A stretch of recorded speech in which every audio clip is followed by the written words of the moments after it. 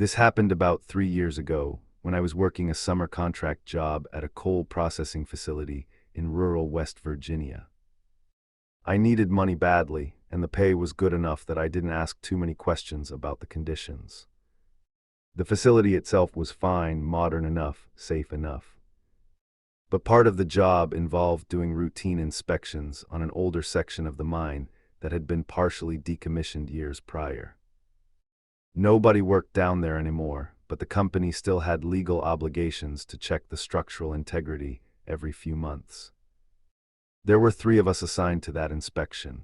Me, a guy named Travis who had been doing mine work for over a decade, and our supervisor, Dale, who was the kind of man who never seemed fazed by anything. I liked that about him at first. By the end of that day, I wasn't sure if his calmness was a sign of experience or something more unsettling. We went down in the morning. The elevator, they call it a cage in the industry, dropped us about 400 feet. When the doors opened, you could immediately feel the difference from the surface.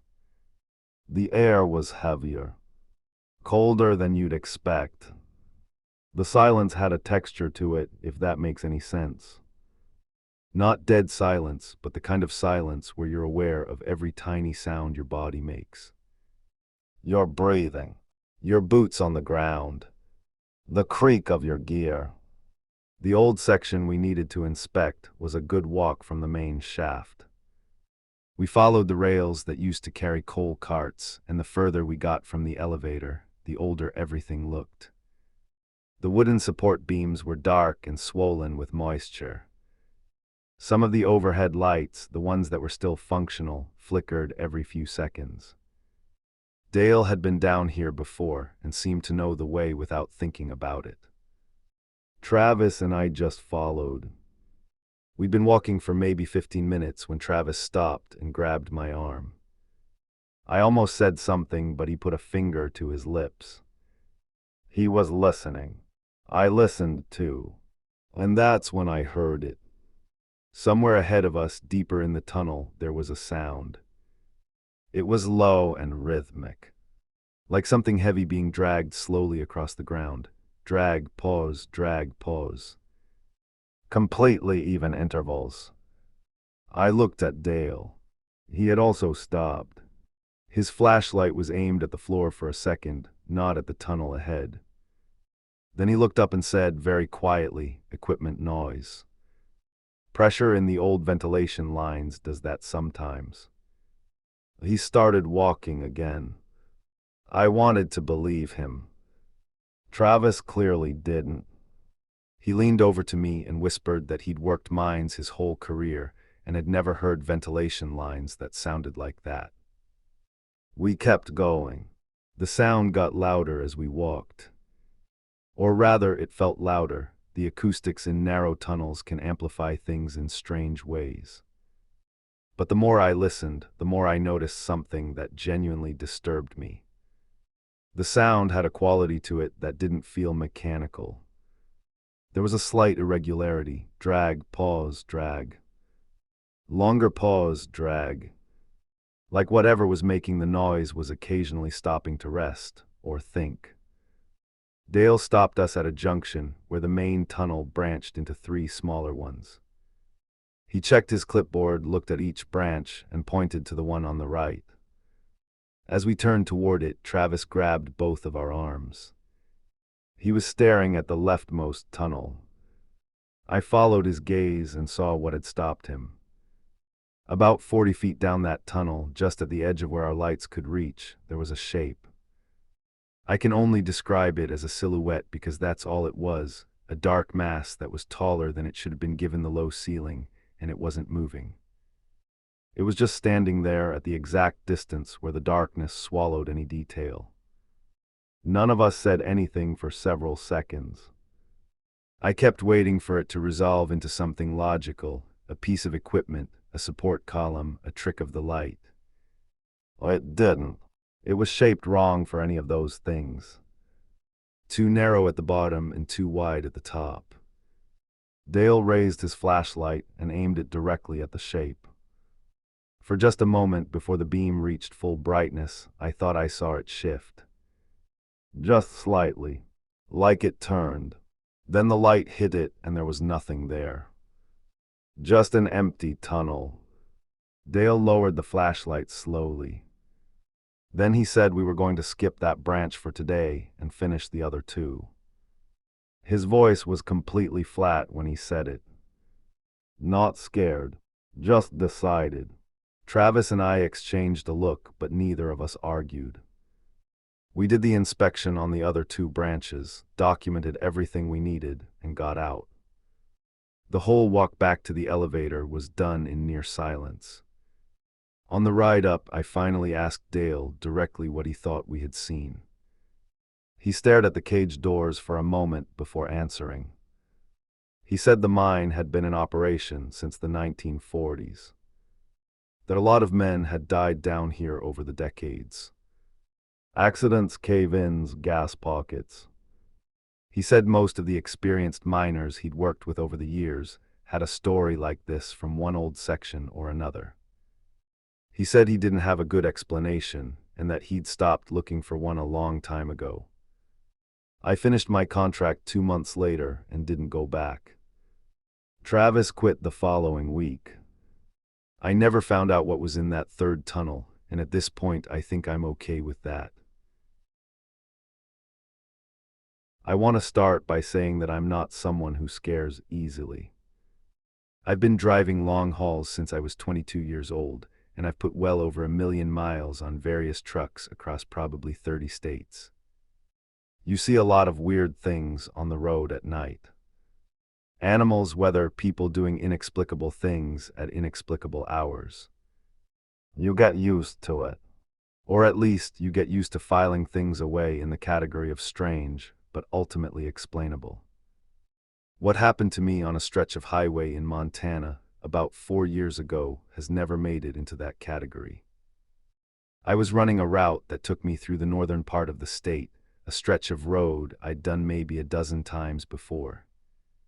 It's one of those highways where you can go 40, 50 miles without seeing another vehicle.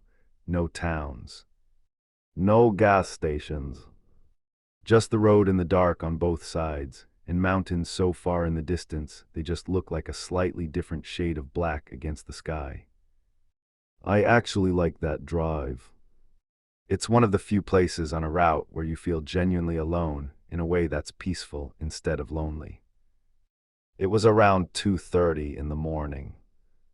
I was maybe 30 miles from the next town when my headlights caught something on the shoulder ahead. My first thought was a deer, because that's always the first thought on a road like that at that hour. But as I got closer and my lights resolved the shape better, I could see it wasn't a deer. It was a person, standing on the shoulder, facing the road, completely still. This is not unheard of. Broken down vehicles. People who have wandered from a campsite. Hitchhikers, though they are rarer than they used to be. I slowed down as I approached because that's the instinct, check if someone needs help. As my truck got closer, I could see it was a man. Average height. Dark jacket. He wasn't waving or signaling or doing anything that would suggest he needed help. He was just standing there facing the highway, watching the truck approach.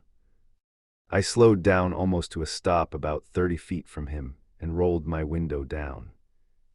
I called out and asked if he was okay, if he needed anything. He didn't answer. He didn't move either. He just stood there looking at me. The way the cab lights hit him from that angle, I could see his face well enough. He wasn't panicked. He wasn't confused. He was just looking at me with an expression that I still can't put a name to. Not hostile. Not desperate. Blank in a way that felt intentional, if that makes sense. I sat there for about 10 seconds, which felt much longer than it sounds. Then I rolled the window back up and pulled away slowly. I kept watching him in my mirrors. He didn't move. Even as my lights faded and he became just a shape, and then nothing, he hadn't moved. He was still facing the road. I'll be honest, that was strange, but I'd convinced myself there was some explanation. Guy was having a rough night. Maybe intoxicated. Maybe just someone who didn't want help and was making that clear. I kept driving, and by the time I'd covered another 2 or 3 miles, I'd more or less put it behind me. Then my lights hit another figure on the shoulder ahead. Same dark jacket, same height, same posture, facing the road completely still. I felt something cold move through my chest that had nothing to do with the temperature. I told myself it was a different person.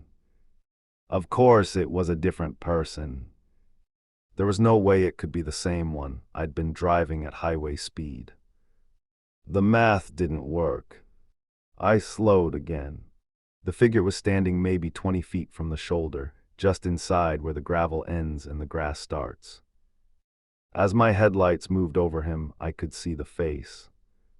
I don't know how to explain what I felt in that moment. It was the same man. I'm certain of it. Same face, same jacket, same expression. Just standing there on the side of a highway, miles from where I'd last seen him, in the middle of the Montana night, with nothing around for 30 miles in either direction.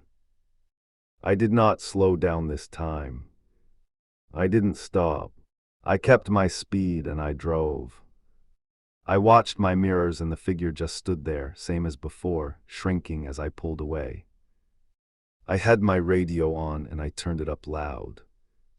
I don't fully understand why, but something about hearing noise helped. It happened one more time. About 6 miles further. Same figure, same position, same face. This time I was doing 70 and I didn't take my foot off the gas. I watched the shape in my mirrors until the road curved and it disappeared. I made it to the next town in about 20 minutes, pulled into the truck stop there, and sat in my cab for a long time. I called my dispatcher just to have a voice on the other end of the line. I didn't tell him what I'd seen, just said I needed a short break. I've never told that story to anyone I work with. I don't have an explanation for it.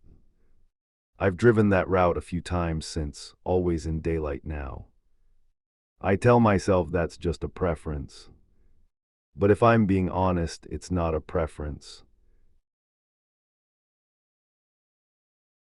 I worked in commercial construction for about 8 years, starting as a laborer and eventually getting my crane operator certification. Most of that time was in Chicago, working on high-rise projects downtown. If you've spent any real time on a big construction site, you already know they're disorienting places even in daylight, constant noise, dozens of workers on different floors, materials going up and down, the whole building constantly changing shape around you.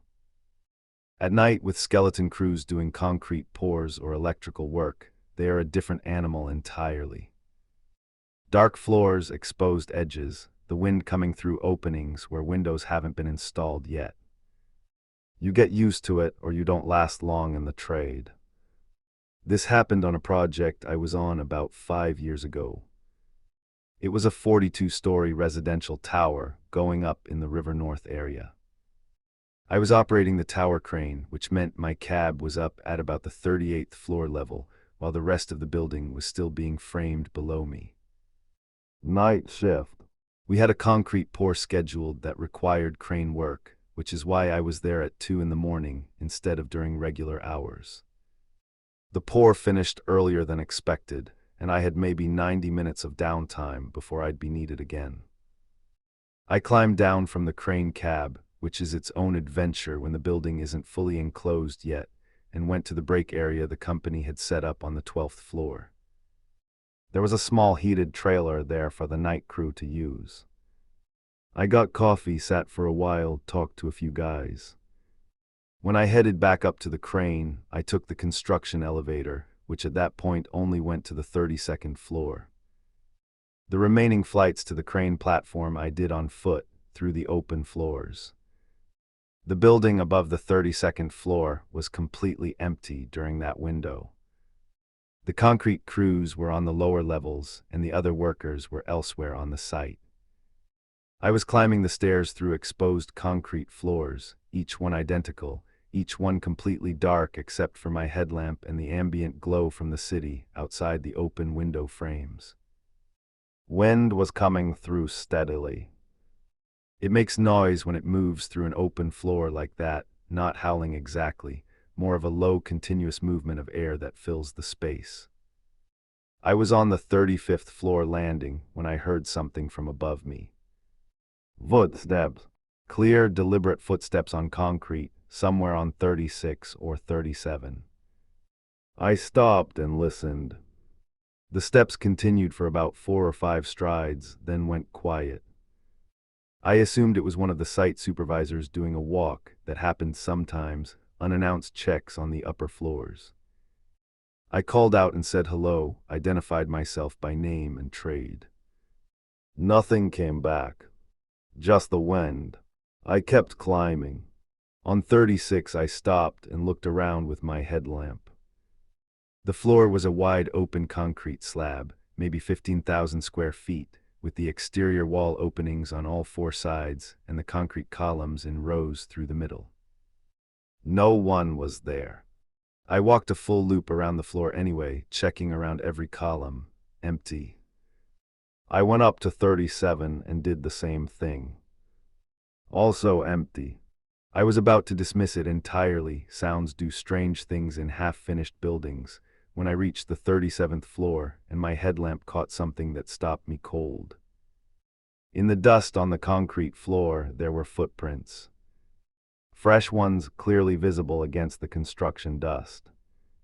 They crossed the floor from the stairwell door toward the south side of the building, where there was a large open section where a curtain wall would eventually be installed. I followed them with my light. They went straight to the edge and stopped. There was no one at the edge. The footprints just ended there at the lip of the open floor, 37 stories above the street. I stood there probably longer than was smart, pointing my headlamp at those prints. The size and spacing looked like a normal adult stride. They weren't work boots, the tread pattern was too smooth for that. And they didn't turn around. They didn't continue in any direction. They just stopped at the edge of the open floor, and that was it. I looked over the edge. Nothing below except the scaffolding on the exterior and the street far down. I looked at the adjacent floors through the open window gaps. Nothing. I was alone up there. I climbed the last few flights to the crane cab quickly, and I didn't look back down at 37 again. I sat in the cab and did my job for the rest of the shift. When I came down in the morning with the day crew arriving, I mentioned to the site foreman that I'd heard someone on the upper floors during the night. He looked at me for a second and then said no one should have been up there during that window. He seemed more annoyed than concerned, and I didn't push it. I didn't mention the footprints. I've thought about rational explanations for those footprints over the years. Another worker from earlier in the day.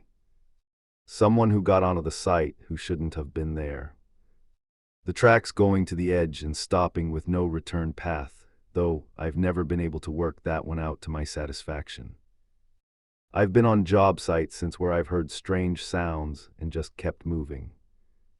But sometimes I think about those prints in the dust and that wide open space where the city light came in, and how the wind just kept moving through like it didn't notice anything unusual at all.